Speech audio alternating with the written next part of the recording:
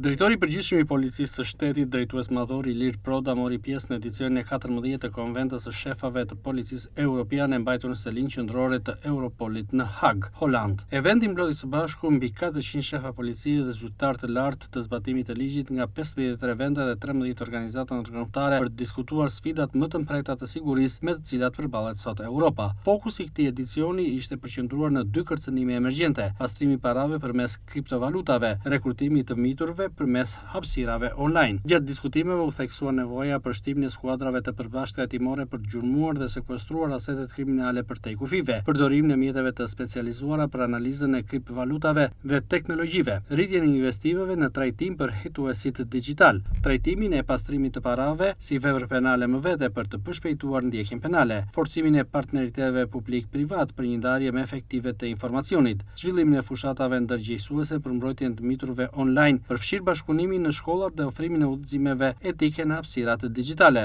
vendosjen e detyrimeve rregullatore për platformat sociale për të parandaluar përmbajtje të dëmshme dhe për të garantuar bashkëpunim me autoritetet kur është e nevojshme, zgjerimin e bashkëpunimit ndërkombëtar të mbështetur nga inteligjenca artificiale dhe shkenca të dhënave për identifikimin më të shpejtë të rrjeteve kriminale. Në panelin tematik ndiqni paranë ekspertë diskutuar mënyrat se si krimi i organizuar, krimi kibernetik dhe financimi i terrorizmit po përfitojnë